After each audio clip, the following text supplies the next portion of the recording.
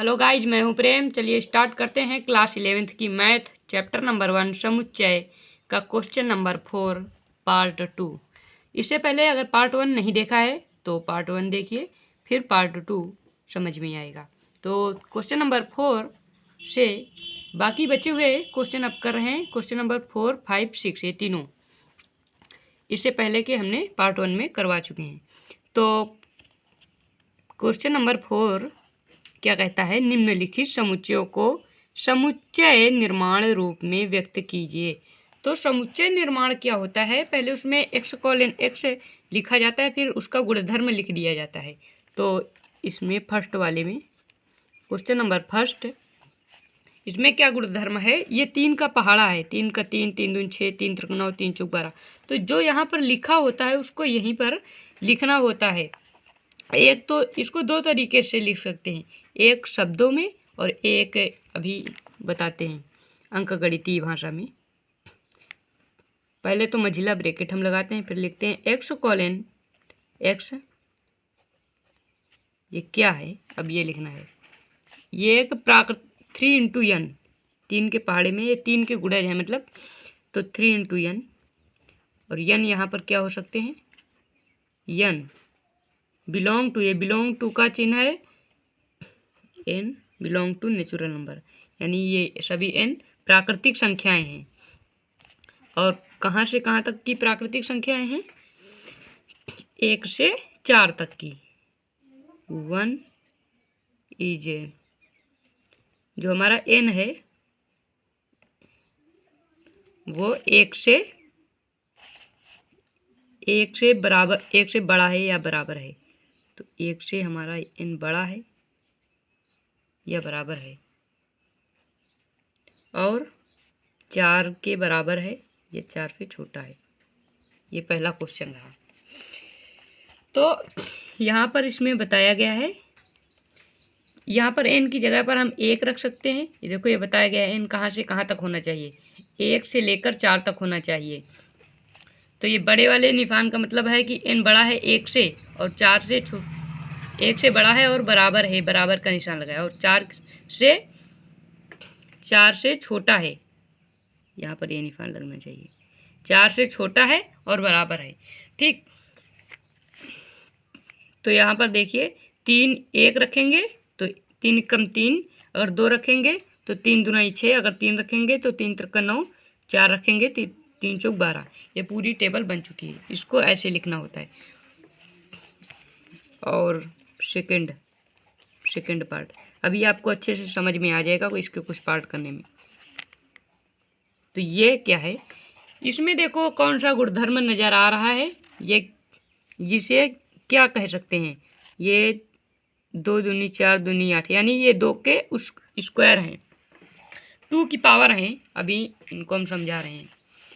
अगर हम 2 की पावर 2 करते हैं तो कितना आता है, 4 आता है।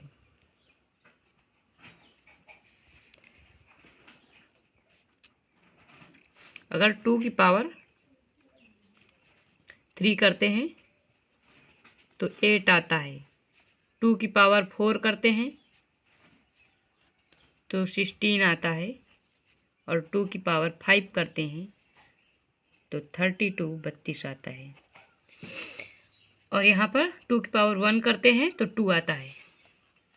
तो इसमें ये चल रहा है, जो चीज़ बदल रही है उसको ही हम n कह देंगे।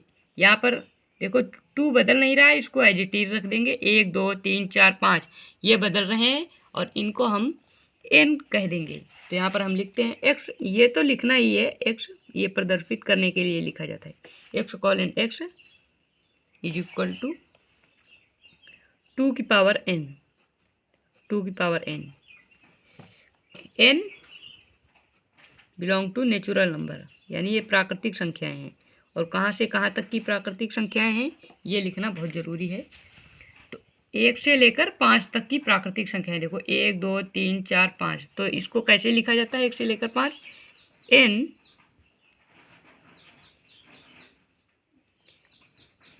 बड़ा है या बराबर है 1 के, 1 के बराबर है या 1 से बड़े हैं, और छोटे हैं या बराबर हैं 5 से, 5 से छोटे भी हैं और 5 के बराबर भी है, ऐसे इसको लिखा जाता है। तो आई होप इस आपको समझ में आने लगा होगा। अगर नहीं आ रहा है तो आगे अभी क्वेश्चन और करेंगे, बिल्कुल भी क्लियर हो जाएगा। इसमें कौन सा गुणधर्म नज़र आ रहा है थर्ड पार्ट में, क्वेश्चन नंबर 4 के थर्ड पार्ट में। तो इसमें भी बिल्कुल वही चीज़, यहाँ पर बस 2 की जगह पर 5 हो चुका है। 5 की पावर 1 बराबर 5, 5 की पावर 2 बराबर 25, इधर लिख देते हैं इसको भी। ये रफ का कार्य है, इधर रफ वाला कार्य है, इसको देखा जाता है। 5 की पावर 1 अगर कर दें तो 5 हो जाता है। 5 की पावर 2 कर देते हैं तो 25 हो जाता है। 5 की पावर 3 कर देते हैं तो 125 हो जाता है, 125। और 5 की पावर 4 तो 625 हो जाता है। ठीक, तो जो बदल रहा है उसी को n कहते हैं, x कोलन x। और कहाँ तक जा रहा है n, 1 2 3 4, ये हमारी प्राकृतिक संख्या है 1 से लेकर 4 तक, और ये 1 से लेकर 4 तक हैं, और इनको हम 2 की पावर इसको 5 की पावर n कहेंगे। तो यहाँ पर लिख लेते हैं, यहाँ पर आपकी 2 की जगह पर 5 आ चुका है। 2 की पावर n, 5 की power n, n belong to natural number, यानी n नेचुरल नंबर से है। और कहाँ से कहाँ तक है, 1 से लेकर 4 तक है, 0 4 तक। और अब पार्ट नंबर 5, फोर्थ पार्ट करने जा रहे हैं। इसका फोर्थ पार्ट क्या कहता है, 2 4 6 ऐसे ही अनंत तक, यानी कि ये सम संख्याएं हैं, आपको भी पता है। 2 4 6 8 10, इसी तरह 2 2 का गैप करते हुए आगे चली आएंगी संख्या। तो इनको हिंदी में भी लिख सकते हैं, x कोलन x एक सम संख्या है। तो यहाँ पर लिख देते हैं x कोलन x एक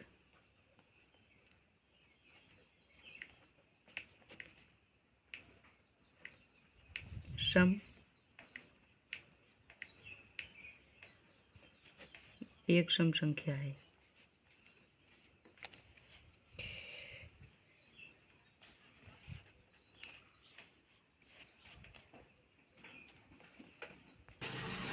यहाँ पर सम की जगह पर प्राकृतिक संख्या,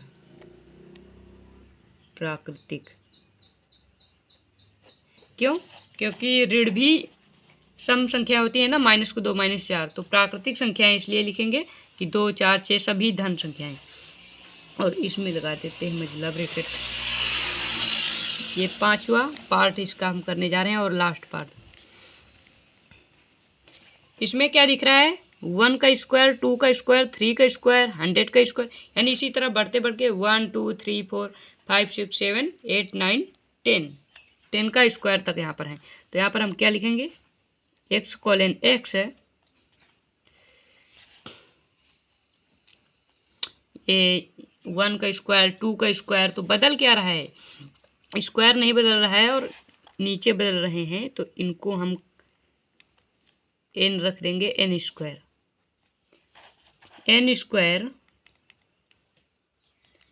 n belong to natural number, और ये नेचुरल नंबर हैं कहाँ से तक, 10 तक, 10 का स्क्वायर तक है ये। तो यहाँ पर लिख देते हैं 1 is less than equal to n,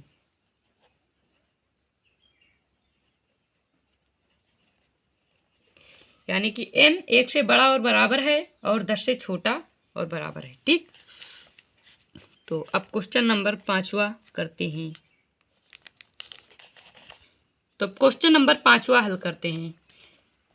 इस क्वेश्चन नंबर 5वें में क्या है, निम्नलिखित समुच्चयों के सभी अवयवों को सूचीबद्ध कीजिए। अब इनको सूचीबद्ध रूप में लिखना है, इनको सूचीबद्ध रूप मतलब कि इनको रोस्टर रूप में लिखना है। तो इन क्वेश्चनों को रोस्टर रूप में लिखना है।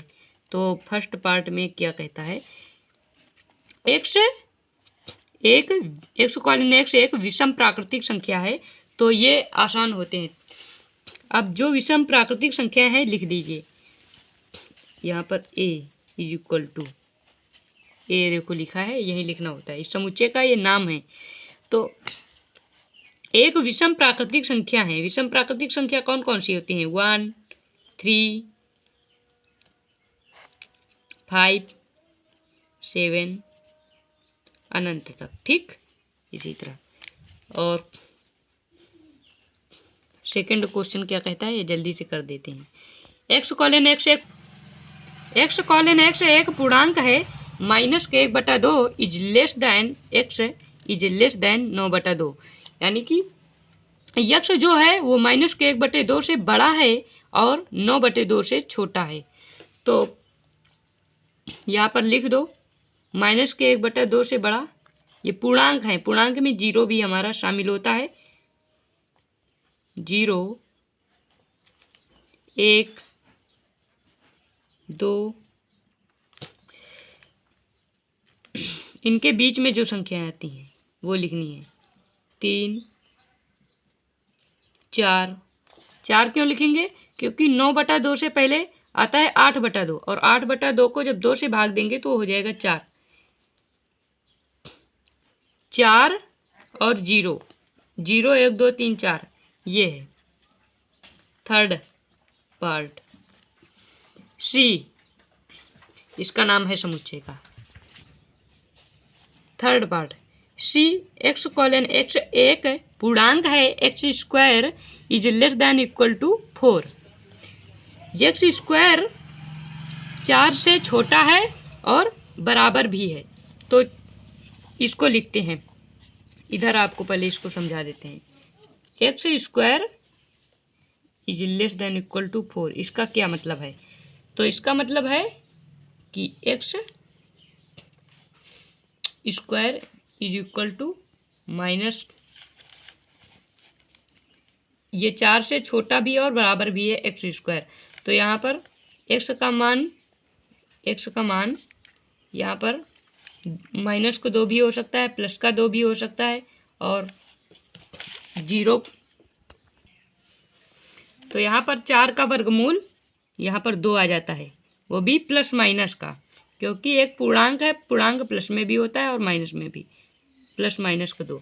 और बता रहा है कि प्लस 4 से छोटे भी हो सकते हैं पूर्णांक। तो 2 से छोटे कौन से होते हैं? एक तो होता है प्लस माइनस का 1 और एक होता है 0, ये पूर्णांक होते हैं। तो 0 कामा प्लस माइनस का 1 कामा प्लस माइनस का 2। और फोर्थ पार्ट देखते हैं।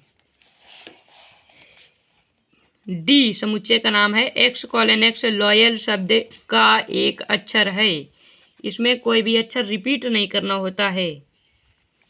यहाँ पर लिख लेते हैं यल और कामा लगाकर लिखा जाता है, अर्धविराम इसे कहते हैं।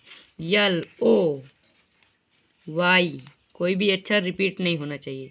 LOYA, बस ये इसे हम बंद कर देंगे, क्लोज कर देंगे, क्योंकि यल हम एक बार लिख चुके हैं, उसको दोबारा नहीं लिखेंगे।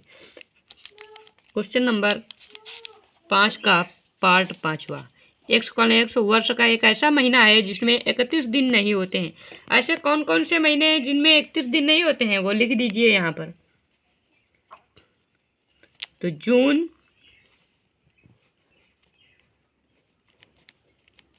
नवंबर,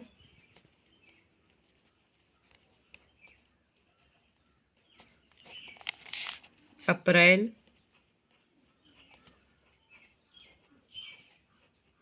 सितंबर और एक फरवरी।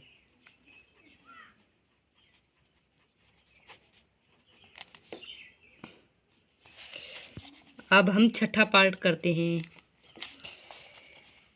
x कॉलन x अंग्रेजी वर्णमाला का एक व्यंजन है जो के से पहले आते हैं। ऐसे व्यंजन लिखिए जो के से पहले आते हैं। स्वर नहीं लिखना है, व्यंजन लिखना है। एक स्वर है इसलिए ए नहीं लिखेंगे, बी से शुरुआत करते हैं और के से पहले ख़त्म करेंगे, वो भी व्यंजन के साथ। बी, सी, डी, ई एक स्वर है, ई की ई नहीं लिखेंगे। एफ, जी, एच और आई नहीं लिखेंगे, आई एक स्वर है, आई उसके बाद लिखेंगे जे।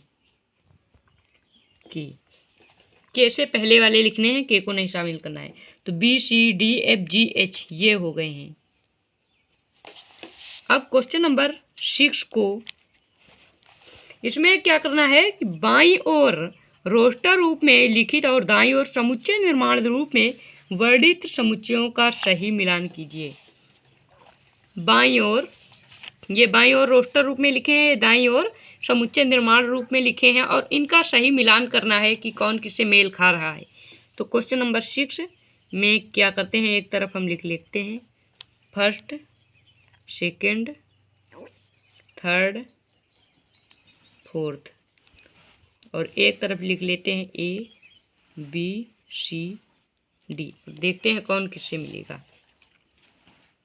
ए, बी, सी, डी।